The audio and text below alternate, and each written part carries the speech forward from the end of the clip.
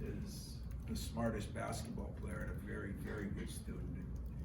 And I mean, Xavier's the highest grade put on our team and a very smart basketball player. So I got the best of both worlds with those two guys. But I don't know if that's gonna, I don't know if smartness is gonna help. When that crowd gets rocking and some of those freshmen get out on there, I don't know. I don't even know if they'll hear Cassius or hear him. So next 2 days we have a lot of work to do, and hopefully nobody had any injuries other than Xavier cramping up. So, but if he misses, he'll pick things up.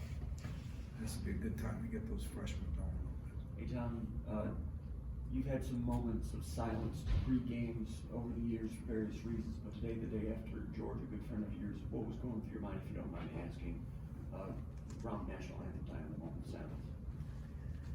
Yeah, and I'd be remiss. I had it down for the end, but I'll say it now. Sorry about that. No, that was a good question. A lot was going through my mind. Like the time he called me over to my office, told me not to take a couple of jobs because maybe there'd be a shot here. Time he took me over to talk about my contract. I had no agent, I had nobody. George Perles at times was controversial a little bit, but I can say it I'd say it if he was alive, and I'd say it when he's not. I love the man. He did a lot for me, and he did a lot for this institution. He really did.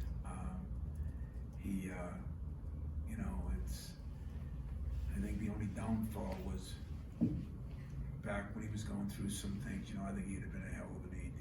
I think if Hollis and him ever worked together, I don't know what we'd have here, but those two were go-getters back then, and George just couldn't be worked out at the time. But the nights I spent at his house when I was a GA after every game, because I was rooming with one of the football coaches, the way he embraced me, it helped him.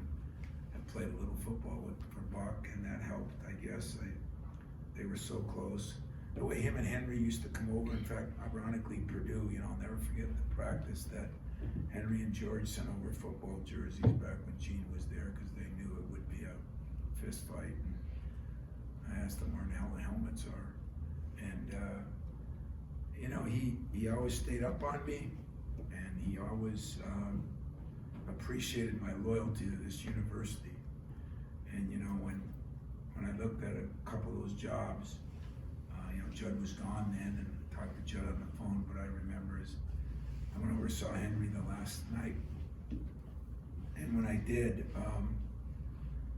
his son Pat and John were there, and his wife Sally, and they asked me, "You remember when you came over to talk to my dad about the Atlanta Hawks job?" I said, "Yeah, I do remember that. I was kind of young then." And he said, "You asked for a half hour, and you guys sat in his office for 5 hours."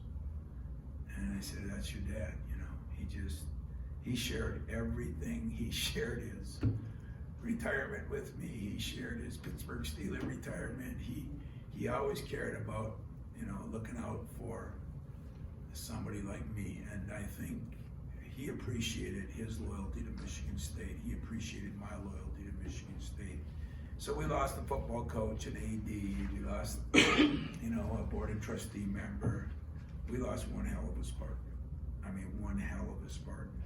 And to go through that with both him and Henry, and after I left George that night, I called Buck up in God's country, and those three guys did a lot for Tom Izzo, a lot. And so when I sat there, I totally immersed myself in thinking about all the cool things he did for me, and the times he'd open up his door, the times I'd bring a recruit over, and he talked to him about walking the streets and walking the sidewalks, and he said it with so much passion. I wanted to sign before he was done. He just had an incredible love for this place. So, gonna miss him. Didn't want him suffering. Gonna miss him, but not gonna forget him. He had that kind of impact.